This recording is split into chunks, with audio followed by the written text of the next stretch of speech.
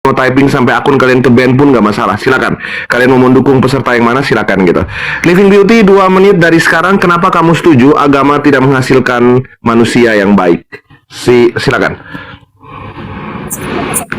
Selamat malam teman-teman semua yang ada di sini. Jadi argumen saya berdasarkan melihat saat ini agama justru menjadi sesuatu yang membuat orang semakin kacau. Kita tidak bisa menafikan bahwa banyak orang-orang yang dengan agama, berbalut agama, itu justru menyakiti orang lain, merasa agamanya paling benar, merasa agamanya justru yang paling datang dari Allah sendiri, dan lain sebagainya.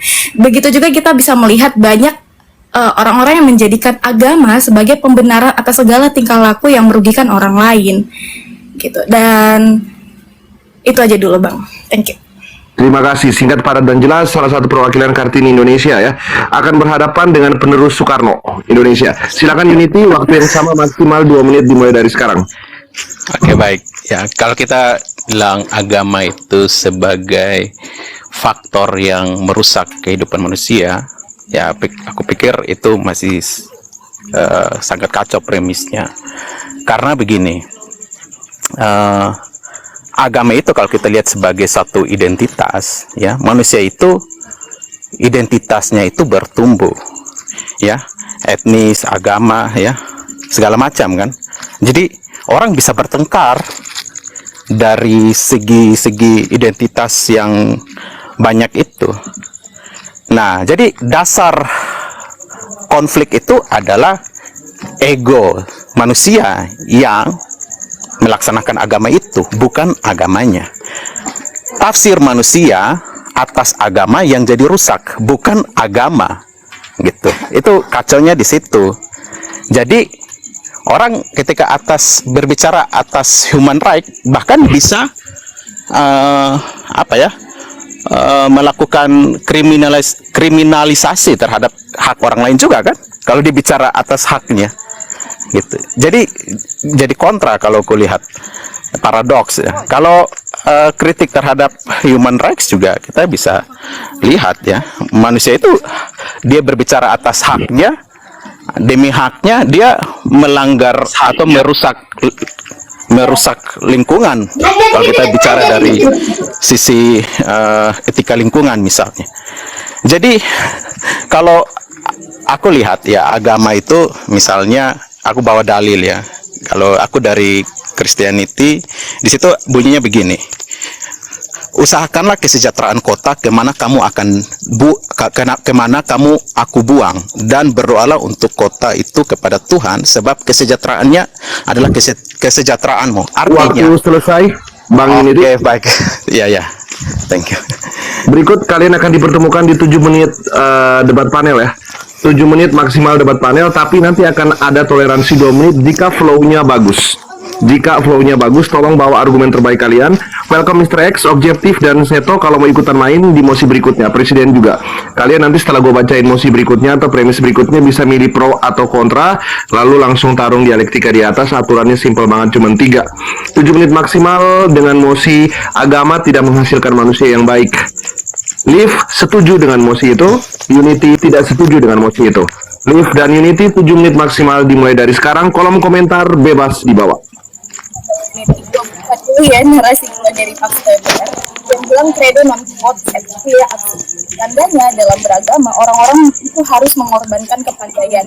Kita tahu memang agama itu diawali untuk mensejahterakan manusia. Berangkatnya agama itu adalah dari kekacauan-kekacauan orang lain. Tapi yang menjadi masalah adalah ketika nilai agama itu dianggap mutlak dan abadi. Tandanya agama tidak bisa diganggu-gugat. Sementara semakin kesini, semakin kita melihat kemajuan zaman, banyaknya informasi, kita harus berdiri di akal sendiri, Bang Unity.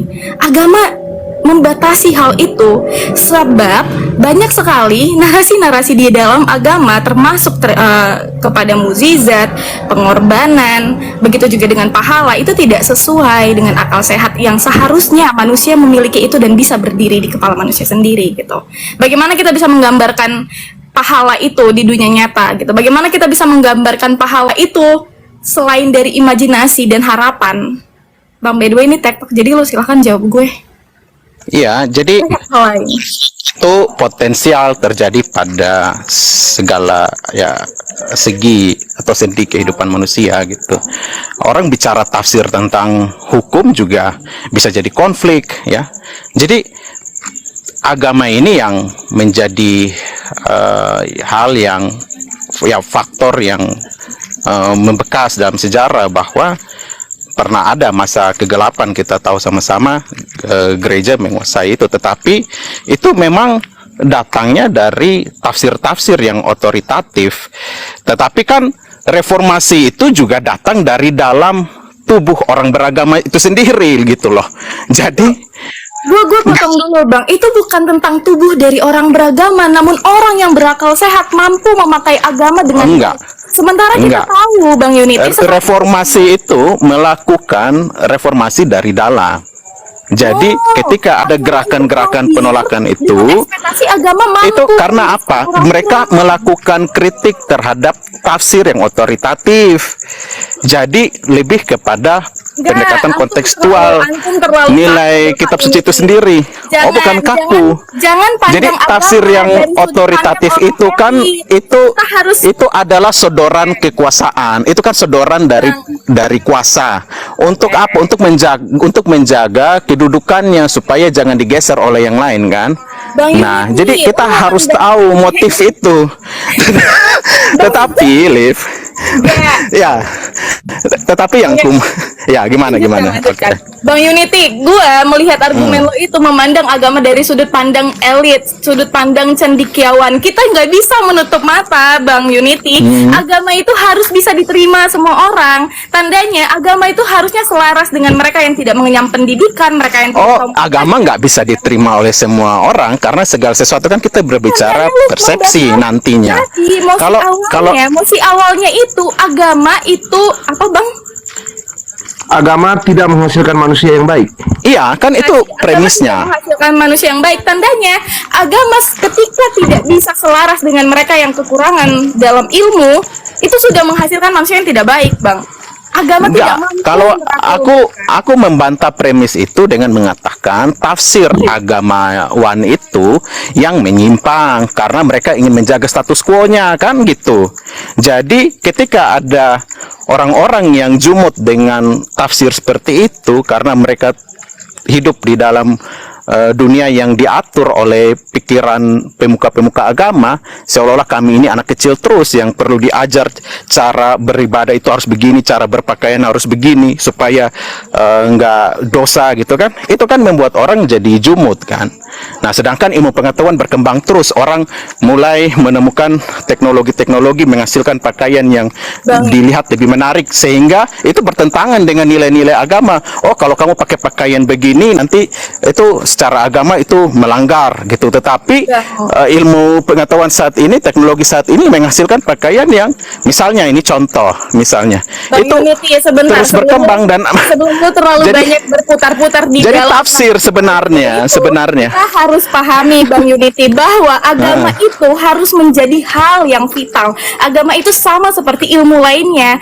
Agama itu banding-banding ke agama itu sebentar, agama itu manusia itu lahir belum manusia itu manusia itu lahir sebelum dia lahir itu belum ada agama.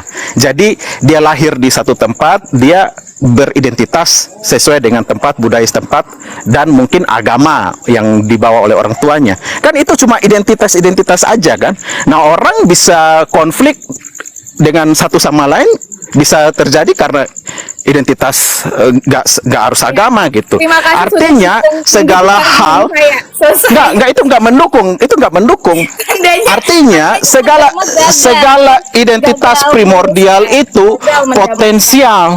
Nggak, identitas itu potensial membuat orang itu konflik, tetapi bukan menjadikan orang itu moralnya buruk karena dia nggak datang dengan gagasan itu. Ya kita ribut aja Liv biar roomnya Bang Superboy rame. Justru agama itu yang membuat agama spesial dan vital karena ada kekuatan supranatural yang disebut orang-orang Tuhan di dalamnya. Tandanya Tuhan berbicara A, Nah, dunia itu- Tuhan bilang dunia ini hancur semua, Bang Unity. Nah, masalahnya agama Tuhan bilang damai, tujuan agama awal itu mendamaikan, itu saja gagal. Kita lihat berapa banyak orang berperang atas nama agama, gak ada damai-damai. Artinya bukan agama itu yang menjadikan manusia itu kacau, tetapi hasrat manusianya, kan gitu. Kan logiknya kan gitu. Karena gini, tanpa agama manusia itu pun potensial kacau. Kan kita harus berangkat dari situ. Itu poinnya. Manusia yang membuat agama kacau, harusnya agama itu hadir untuk meluruskan hati manusia yang kacau. Kenapa agama malah jadi gagal? Karena manusia kacau. Enggak, agama enggak gagal. Harusnya manusia yang kacau setelah mengenal agama, dia menjadi tidak kacau, Bang Unity. Itu terima Gini, kasih. kalau akhirnya Liv jadi anti agama sekarang kan. Perpanjangan 2 menit, silakan Kapan manfaatkan. yang lain Oke, boleh ngomong? jadi narasi itu sebenarnya menunjukkan bahwa kita anti terhadap agama, padahal agama itu salah satu sumber kebijaksanaan. Kalau Silahkan bela agama dengan cara apapun. dikatakan Trias Sapienta itu filsafat, agama dan ilmu pengetahuan, maka ilmu pengetahuan itu kalau pihak orang-orangnya yang beragama ini kalau tidak berdiri di depan juga ya, kalau kita lihat sebagai oknum-oknum yang memberikan kritik terhadap kekuasaan, terhadap ilmu pengetahuan, ya akhirnya semuanya jadi kebablasan. Begitupun ilmu pengetahuan, filsafat itu juga harus Bang menjadi Unity. kritik terhadap agama. Aku pikir begitu. Jadi tidak ada yang buruk dari agama. Ya, manusia itu yang Kenapa gue buka narasi gue dengan credo non quod sed que absurdum? Tandanya dalam beragama orang-orang cerdas harus mengorbankan kepintarannya, termasuk antum. Jelas tadi agama itu kan, agama menjadi hal yang spesial di seluruh dunia ini, menjadi hal yang bisa bertahan, komunitas yang bertahan selama beribu-ribu tahun karena agama menyerahkan kekuatan Tuhan katanya. Namun agama sendiri kalah dengan ego manusia. Justru agama itu hadir untuk mengobati. Enggak, kalau secara psikologi orang itu bertahan dengan agamanya. Enggak. Kalau secara psikologi orang itu bertahan dengan agamanya itu bukan karena dia takut nanti dimasukin ke neraka. Ada yang karena dia merasa nyaman. Kan gitu. Jadi ketika dia merasa tentram berada di dalam agama itu, dia akan terus di situ. Bukan karena dia ditakut-takuti, dia dipaksakan. Premis awalnya adalah agama tidak mampu. Iya kan, tidak mampu membuat orang menjadi lebih baik kan. Nah, menjadi lebih baik ini kan dalam tanda kutip orang ini kan terjajah. Jadi lebih baik, tandanya orang-orang yang berego besar itu tidak mampu dipadamkan egonya oleh agama. Tidak jadi Kan baiknya. kita harus melihat premis. Bang, lu kenalkan agama kepada psikopat, nggak serta-merta dia langsung sembuh, Bang Unity. Terima kasih. Kapan host yang lain punya kesempatan?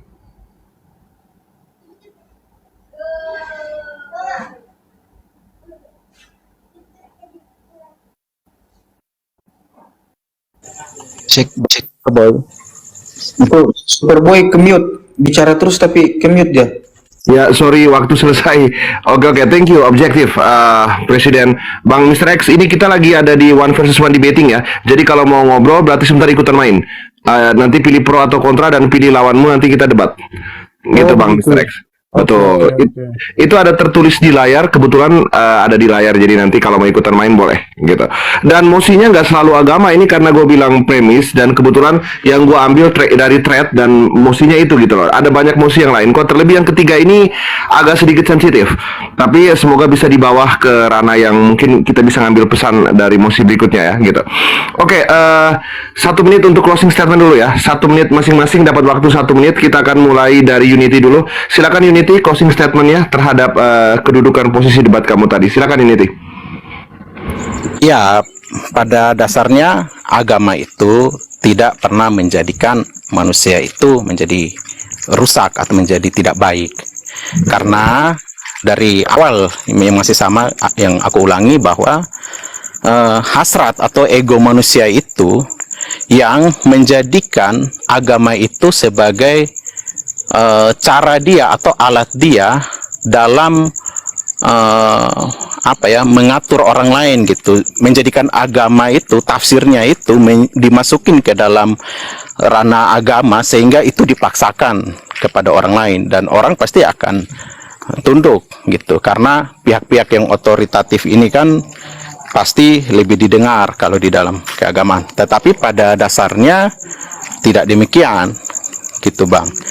Jadi kalau dikatakan agama adalah salah satu dari identitas ya manusia. Ya, waktu selesai Bang ini deh. Oke Bang. Oke, 1 menit closing statement untuk Liv, silakan. Terima kasih closing statement-nya. Jadi tetap pada premis awal, gue selalu yakin bahwa agama itu gagal untuk membuat orang, agama tidak serta-merta membuat orang menjadi lebih baik. Kita tahu bertahun-tahun kita melihat banyak sekali masih ada peperangan, masih ada perdebatan tentang agama, membandingkan Tuhan mana yang lebih baik dengan Tuhan yang lain, menjelek-jelekan Tuhan lain. Bukankah justru agama hadir untuk menghindari hal-hal itu, untuk meredam ego-ego perdebatan seperti itu gitu, debat-debat sampah yang gak ada gunanya. Tapi justru malah agama yang menjadikan debat itu hadir, agama yang melahirkan debat ego masing-masing itu hadir. Bahkan Indonesia pernah terlibat perang agama yang sangat parah di timur. Terima kasih. Ya betul sih itu. Ikut sedih dengan masa lalu itu. Baik, terima kasih untuk kalian berdua. Teman-teman, kalian tim mana? Menurut kalian argumen siapa yang paling kuat? Silakan typing di bawah. Terima kasih untuk kalian berdua yang udah bicara. Kita masuk ke mosi berikutnya. Jadi premisnya udah diganti ya. Dengarkan baik-baik. Setelah kalian dengarkan mosinya, kalau mau ikutan main silakan pilih pro atau kontra. Teman-teman di bawah kalau mau ikutan main silakan juga gitu. Untuk 2 orang yang paling cepat ya. Bro, super. Tadi musi yang tadi gue belum ikutan itu yang tentang agama nggak bisa bikin orang jadi baik tuh. Berarti Anda belum beruntung soalnya habis di pasangan ini. Sekarang kita ke mosi berikutnya ya, Bang. Oke. Kamu cerdas, kamu pasti bisa dengan mosi ini. Gitu. Oke, kecuali Liv dan Unity. Untuk biasanya semua peserta untuk partai berikutnya 1 kali skip. Nanti partai berikutnya baru bisa join lagi. Kecuali Liv dan Unity, Big Supaya udah bisa ikut lagi. Seto ini bermasalah ya, Seto ini selalu minta untuk dihapus terus Seto. Jadi Mr. X kalau mau ikutan, Big Supaya Presiden Objektif mau ikutan boleh, dan teman-teman yang di bawah mau ikutan juga boleh gitu. Waktunya 10 menit, 271, dan ada 3 aturan ya. Ini semi profesional aja, tidak boleh menghina agama tertentu dan ketuhanannya, tidak boleh menghina perangkat agama, perangkat negara, lalu tidak ada ad hominem. Selanjutnya bebas. Premisnya adalah atau mosinya adalah, dengarkan baik-baik.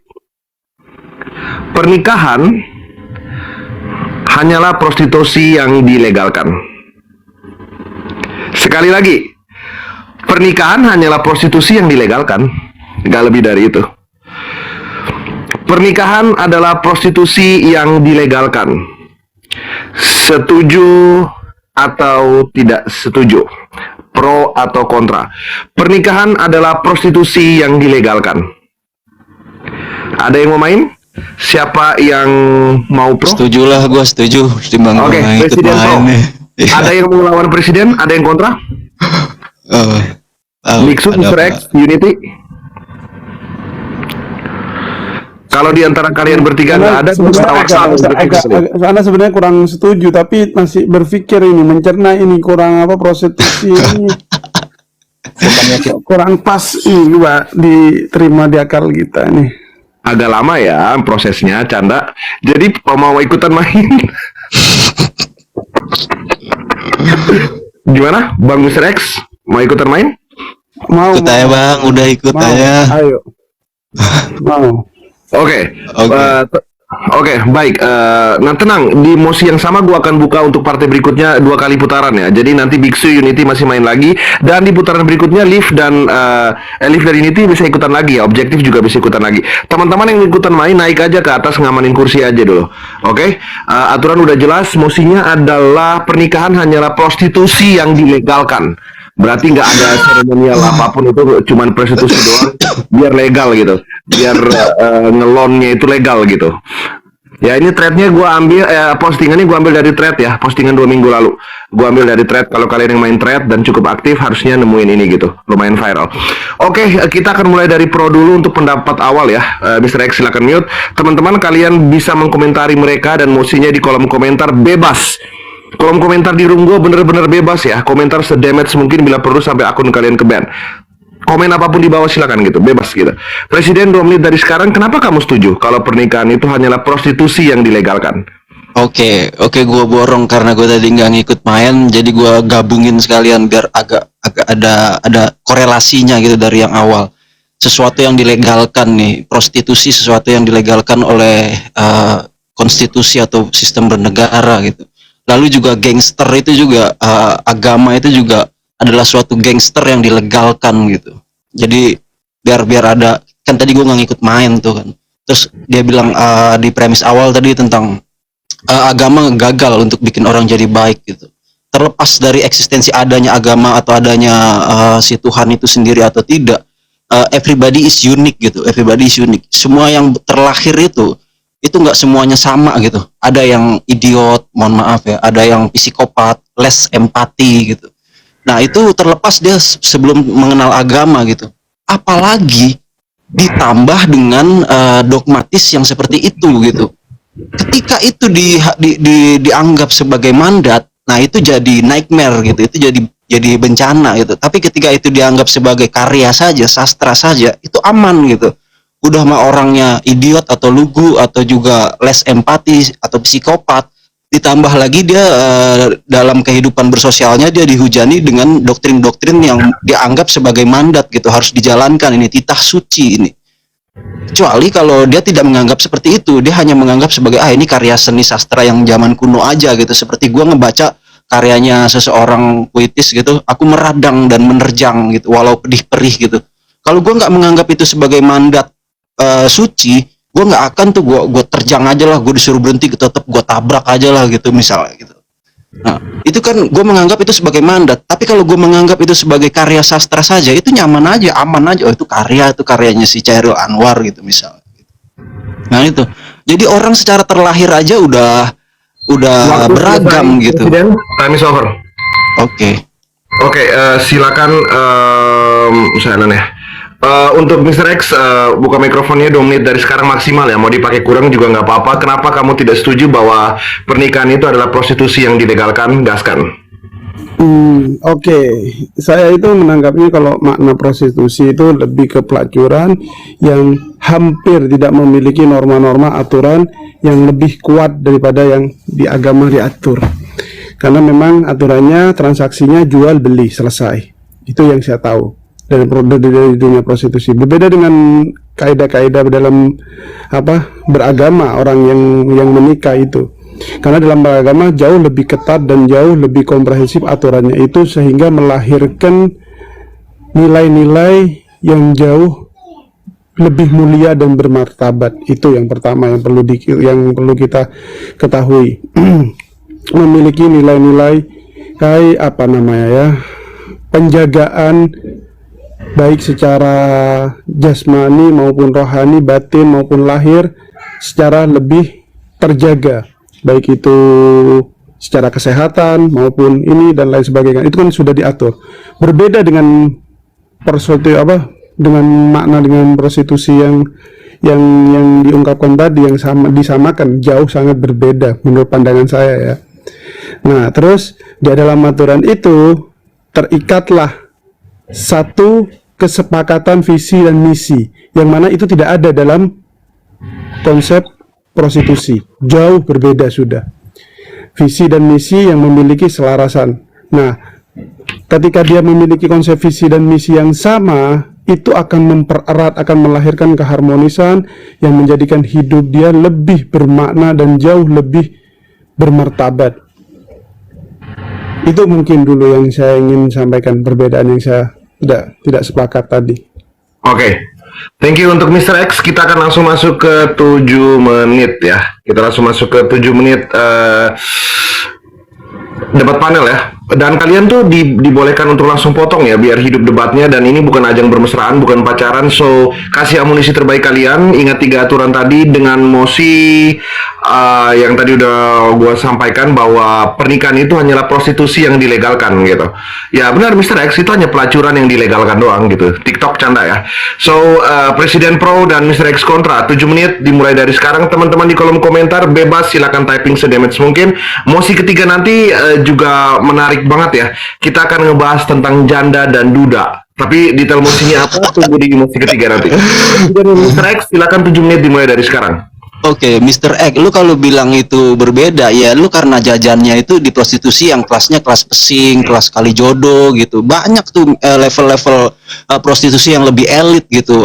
Brondong apa arisan brondong, tante-tante kaya, yang nggak kayak yang di gambaran lu yang begitu jauh dari prostitusi yang dilegalkan seperti pernikahan gitu. Yang emang bener-bener dia dipelihara dan higienis juga gitu si brondongnya ini gitu. Kan begitu. Iya. Jadi Coba main lebih jauh dan lebih kental lagi gitu kalau ngopi gitu. Dan juga tentang agama ya. Agama itu sebuah bejana yang para agamawan itu menganggap dia bilang ini bejana isinya susu gitu. Oke, kalau saintis, kalau lu udah claiming isinya susu, maka gue bedel dulu isinya. Kalau isinya susu wajar, kalau isinya laktosa, glukosa gitu wajar gitu. Memang sudah seharusnya kalau lu emang claiming itu produk susu ya harusnya isinya begitu gitu. Nggak ada yang spesial kalau susu mengandung laktosa atau glukosa gitu. Tapi nyatanya ini ditemukan banyak sianida di dalam meskipun hanya setitik gitu. Maka rusak susu sebelanga gitu. Rusak susu sebelanga. Saling secara sektoral itu juga saling tikam satu sama lain gitu. Saling tikam satu sama lain karena apa? Karena memperebutkan eksistensi Tuhan yang hanya ada satu, yang hanya ada tunggal gitu. Maka siapakah yang memiliki hak prerogatif untuk merepresentasikan si Tuhan tunggal itu sendiri di bumi ini? Nah, maka orang itu saling membunuh satu sama lain gitu, hanya karena golongan gue lah yang benar gitu. Nah, itulah yang gue bilang tuh, nila tuh, satu titik nila di dalam atau satu titik racun di dalam susu para agamawan itu sendiri gitu. Bagaimana bisa dibilang itu susu kalau isinya ada satu tetes sianida gitu kan? Itu masalahnya gitu. Iya, oke. Coba saya sekarang bicara sebentar. Promosianidanya setetes, 2 tetes itu bukan itu yang dibicarakan kan tadi. Yang saya maksud perbedaan antara binatang dengan manusia itu bedanya di sana. Ada pengikat. Kalau binatang manusia itu memang masih genus hewan kok, bukan tumbuhan. Emang lu pikir lu adalah lumut apa? Iya, bukan lumut jadi hewan. Iya, makanya manusia itu juga jadi dari genus animality gitu. Nanti yang ada akhirnya hukum rimba yang paling hanya ada flora dan fauna genus di bumi ini. Apakah lu flora? Kan enggak. Jadi manusia ini hanya evolusi yang sedang berada di top puncak rantai makanan aja dari keluarga hewan gitu. Dan evolusi itu juga nggak berhenti gitu, never stop gitu. Huno besok itu manusia bentuknya ada sayapnya juga Huno gitu kan.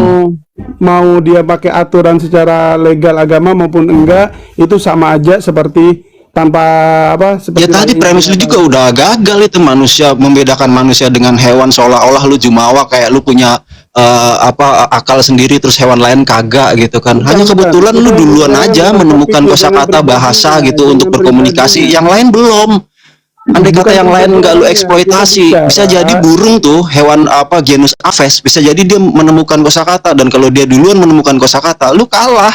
Lu nggak ada skill bisa terbang, dia punya skill bisa terbang duluan. Kebetulan lu duluan menemukan kosakata dalam tekstual gitu, dalam berbicara, dalam berkoloni gitu, dalam bergotong royong gitu. Saya kasih tahu satu kesepakatan yang kita sepakati di negara Republik kita, yaitu kemanusiaan yang adil dan beradab. Apakah mereka beradab ketika melakukan hal-hal seperti itu tanpa nilai-nilai yang selama based on konsensus, why not? Biarin aja. Toh nggak ngehalangin jalan hidup lu kan gitu. Sekarang adab itu kan adab apa dulu? Adab ketimuran. Sekarang timurnya Indonesia tuh mana sih sekarang? Kalau lu bangga dengan adab ketimuran, timurnya Indonesia tuh Papua. Nah, maka Papua itu biasa aja, nggak tabu dia telanjang dada pakai koteka tuh biasa aja gitu. Pertanyaannya nggak ngeliat pahat sedikit langsung diperkosa. terus juga pakai dibungkus matanya doang kelihatan, tetap aja ada yang diperkosa di dalam industri-industri dogmatis. Iya. Bagaimana coba itu? Kan Saya menganggap itu premis baru kalau pertumpahan kita yang bicara merah, norma, pertumpahan darah, belum lagi norma, pertumpahan yang norma, putih, kesepakatan. pertumpahan lendir. Banyak Ini tuh. mau dijawab pertanyaan saya kalau mau. Loh ini emang lagi saling adu bacot. Tanya, ya kalau ada Bebas. gitu ya sudah ngomong sudah terus saya ini udah bisa ngomong. Lalu dari akhirnya. tadi emang kagak Nah, ngomong kalau apa? pertanyaan saya beradab enggak itu? Kalau di kesepakatan kita ini sudah republik yang menyepakati hal itu. Ya dengan sekarang premis seperti adab lu tuh yang lu beradab maksud apa? Ketimurannya Enggak, Indonesia yang jawab paling dulu. timur di mana? Jawab sebelum masuk definisi secara hati nurani kita beradab Oh, enggak? biasa aja tuh telanjang dada. Kenapa lu kok nggak ada emansipasi wanita banget, kesetaraan gender banget, yang boleh telanjang dada hanya pria, ya udah, wanita nggak berarti- boleh. Kebuka ya, dikit, berarti- aurat, segala macem. Ya, Gimana berarti kita coba? bisa memahami Mana konsep kesetaraan bersama gendernya? yang bisa kita Yang boleh terima, telanjang mana dada yang cuman kita pria terima. doang.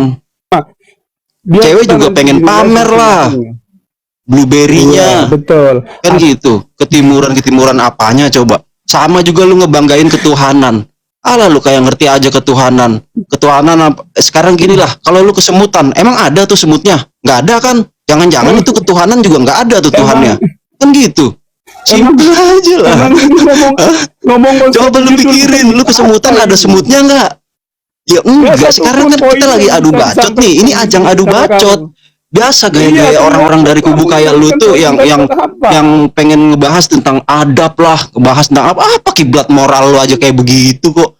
Apa bocil aja diembat bagaimana sih? Ya nggak apa-apa, sekarang emang kita lagi ajangnya disuruh diadu kok. Masa lu mau sepakat sama gua?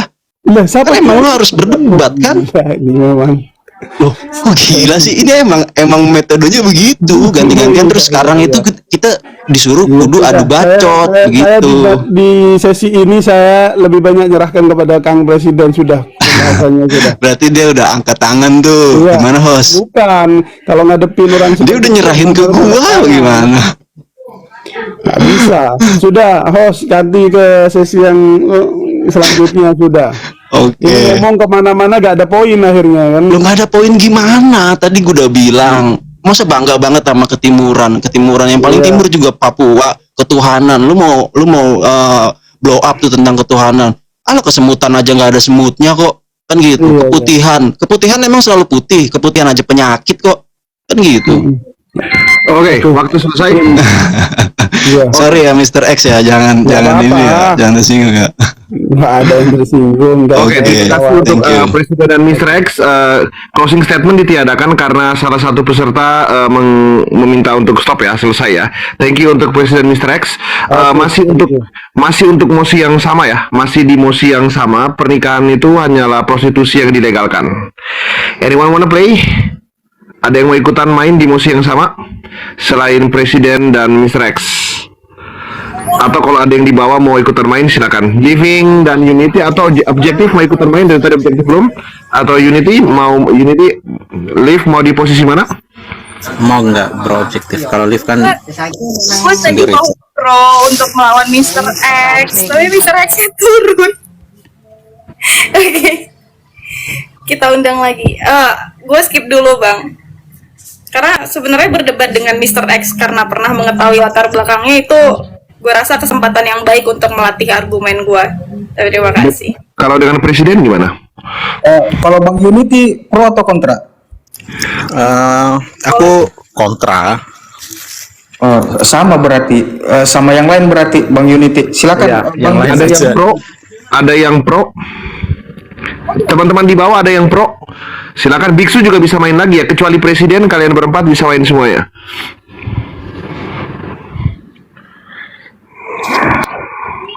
Nunggu yang di bawah aja gue, topik berikutnya aja. Oke. Kalau seandainya, kalau ini kan kontra semua nih. Kalau kontra semua berarti mosi gua ganti.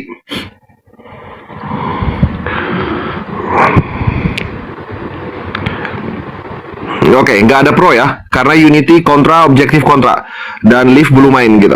Oke, Ami pro, silakan naik ke atas Ami. Ajukan untuk naik ke atas. Aku undang ya. Welcome Ami, selamat malam. Selamat malam Bang Boy. Mosinya adalah pernikahan itu hanyalah prostitusi yang dilegalkan. Pro ya? Iya, Bro. Nice. Objektif yang main ya, karena Unity tadi barusan main, kita kasih kesempatan buat objektif. Siap. Oke, teman-teman silakan kalian pilih tim yang mana dan kita akan masuk ke pendapat awal ya. Nah, pendapat awal ini gue kasih 1 menit aja ya, supaya nanti subsidi waktunya biar di debatnya lebih lama. Debatnya itu akan menjadi 9 menit. Oke, 1 menit untuk pendapat awal. Silakan Ami, kenapa kamu setuju bahwa pernikahan itu adalah prostitusi yang dilegalkan? Iya, karena realitasnya terlihat sekarang bahwa orang-orang ngebet atau pengen banget buat nikah itu hanya untuk melegalkan hubungan badan gitu. Dan di situ ada ada timbal baliknya, yaitu si laki-laki di sini memberikan sejumlah uang kepada perempuan. Nah, kalau misalnya menikah diartikan hanya seperti itu, ya terlihat seperti prostitusi yang dilegalkan. Seperti itu, Bang Boy. Oke, thank you. Terpakai. Ya. Baik, terima kasih. Kita akan ke pendapat awal objektif. Silakan. Kenapa kamu tidak setuju bahwa pernikahan itu adalah prostitusi yang dilegalkan? 1 menit dari sekarang objektif. Siap.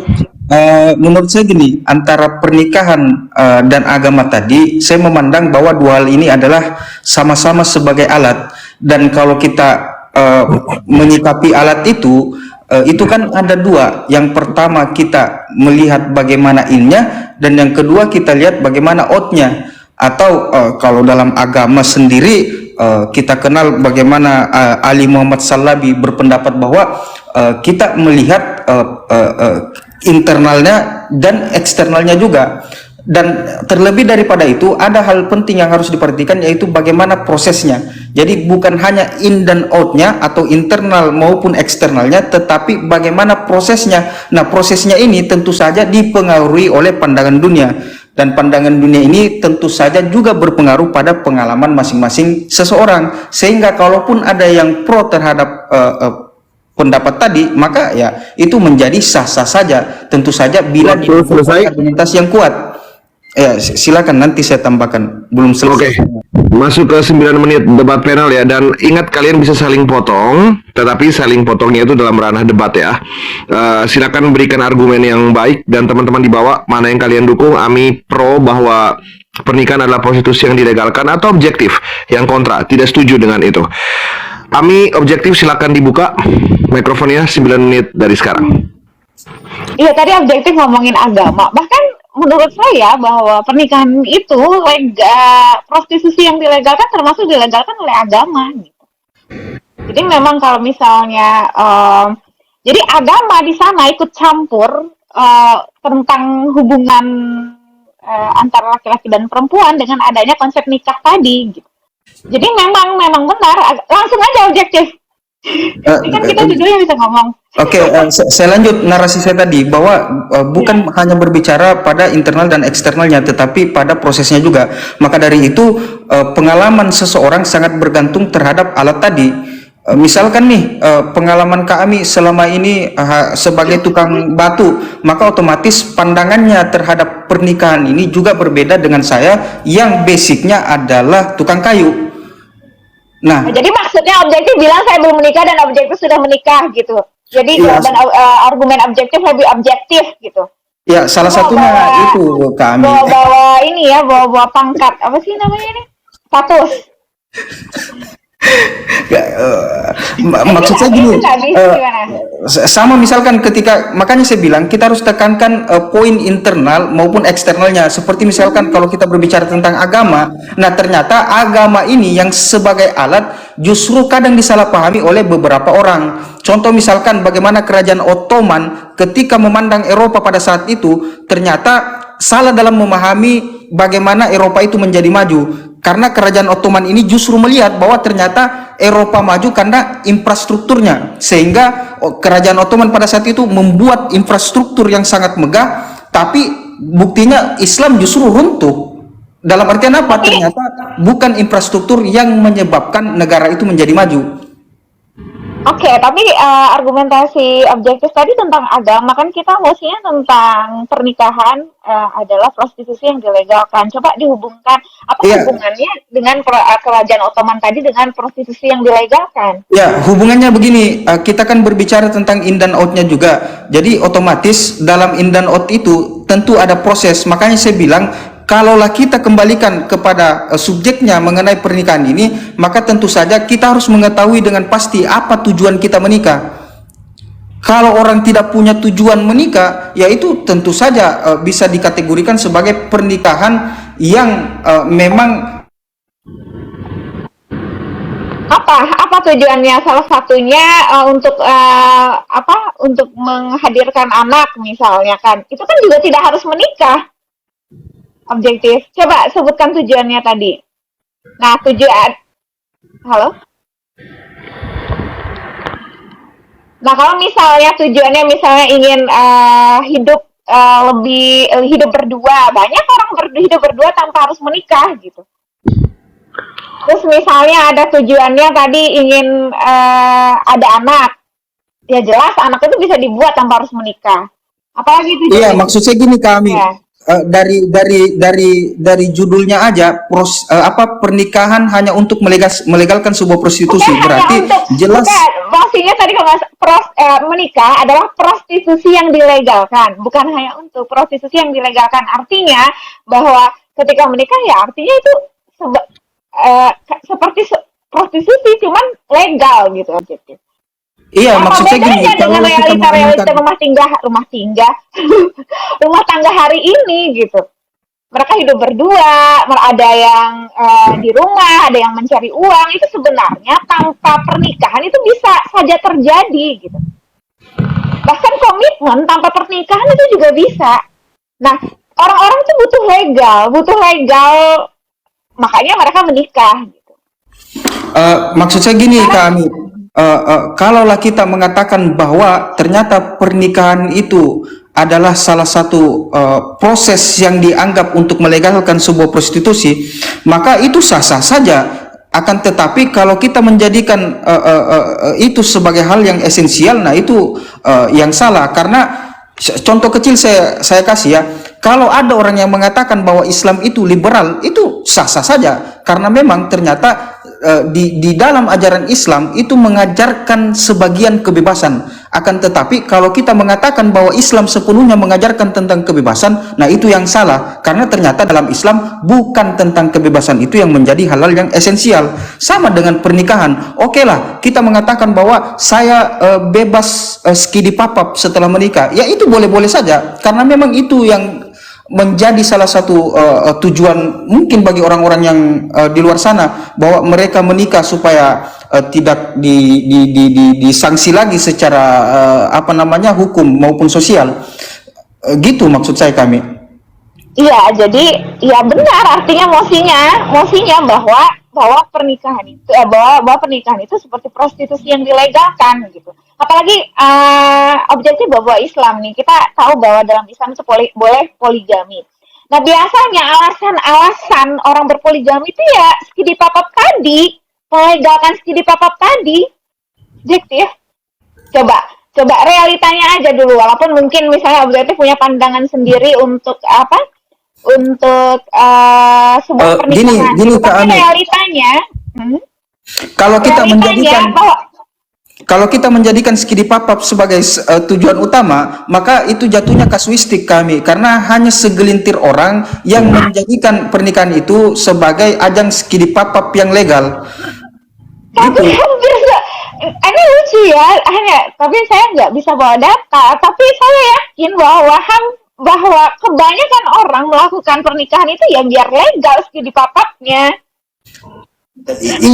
Iya kami. Agak berat nih. Makanya saya bilang, kalau itu hanya dipandang sebagai sebagian apa dari pernikahan itu, ya boleh-boleh saja. Tapi kalau kita menjadikan skidi papap sebagai esensi dari pernikahan, itu yang salah. Karena kan ada nilai-nilai di dalam pernikahan itu yang tentu saja skidi papap itu. Ya, apa nilainya? Makanya jelaskan nilainya. Nanti kita bisa makanya nilainya tadi tidak diberikan oleh objektif. Misalnya nilainya apa? Nah, kalau menurut saya semua nilai-nilai pernikahan itu bisa ditempuh dengan tanpa menikah gitu. Coba nilainya apa?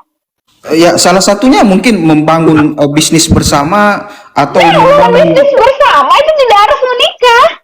Iya, Itu butuh iya, legalitas sehingga orang-orang menikah gitu. ya, justru itu menjadi poin saya. Kalaulah bisnis ini tidak bisa dijadikan sebagai esensi dari pernikahan, ya termasuk skidi papap juga. Kan gitu cara kerjanya. Pak, paham nggak maksud saya? Enggak, menurut saya bahwa hal-hal yang kemudian menjadi tujuan menurut objektif itu bisa dilakukan tanpa menikah. Jadi memang menikah itu itu tadi, kayak prostitusi juga bisnis kan? Misalnya prostitusi juga bisnis, artinya ketika dia menikah menjadi legal gitu. Iya, tapi kan ada nilai di situ. Bagaimana ya kita berbicara nilai? Nilai itu ya tergantung. Apa nilainya? Nah, makanya nilai-nilai Ini orang yang kami begitu waktunya nilai tinggal tadi, 56 detik lagi. Ya kan nggak apa-apa, Maksud saya kan? itu Ya, nanti kita nilai itu terletak pada subjeknya masing-masing. Maksud saya adalah kita harus bijak dalam menempatkan sesuatu. Kalaulah pernikahan ini dianggap sebagai subjek, maka ini perlu perdebatan yang panjang. Karena walau bagaimanapun antara agama maupun pernikahan ini hanya sebagai alat dan tidak bisa disalahkan. Tetapi yang perlu disalahkan adalah bagaimana orang menggunakan alat itu. Gitu maksud saya. Silakan, masih ada waktunya sedikit. Iya, jadi menurut saya nilai-nilai yang objektif katakan tadi itu sebenarnya nilai-nilai tadi lah yang akhirnya membuat ada pernikahan tadi. Kemudian demi menjunjung nilai-nilai tadi akhirnya legal kan. Makanya jadi prostitusi yang dilegalkan. Jadi nggak salah ketika misalnya ada orang yang bilang bahwa pernikahan itu adalah prostitusi yang dilegalkan, karena kenyataannya, realitanya seperti itu. Bahwa ketika sudah menikah, sudah ada akad nikah gitu, sudah ada pernikahan, bahwa mereka legal gitu. Jadi saya di sini sangat sepakat bahwa prostitusi, bahwa pernikahan itu bisa dikatakan sebagai prostitusi yang dilegalkan. Ada bisnis di sana, ada kerjasama di sana, ada skidi pakap juga di sana, dan lain-lain. Siap. Ini ada closingnya nggak, host? Ya, waktu selesai ya.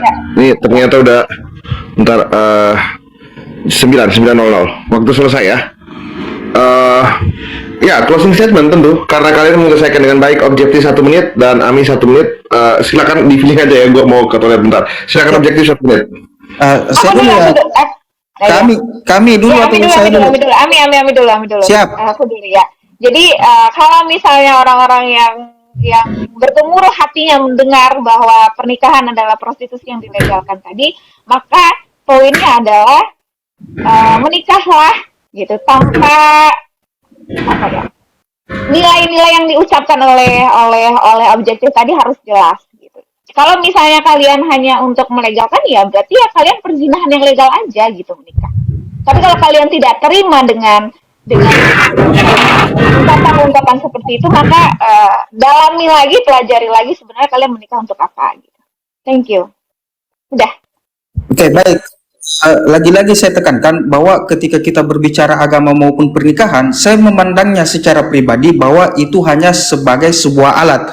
Nah, berbicara tentang alat atau objek ini, tentu saja kita harus melihat dari aspek bagaimana si subjek mengamati objek ini. Makanya saya bilang pandangan dunia atau ideologi seseorang itu sangat berpengaruh terhadap alat ini, bagaimana dia menggunakannya.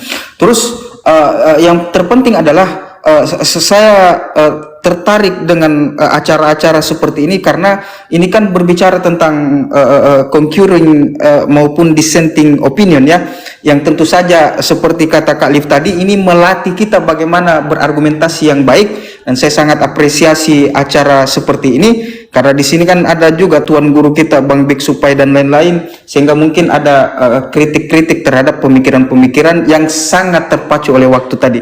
Saya pikir cukup. Saya mengenai pro maupun kontra itu di luar dari keinginan saya sebenarnya, karena ini hanya berfokus pada bagaimana kita melatih argumentasi.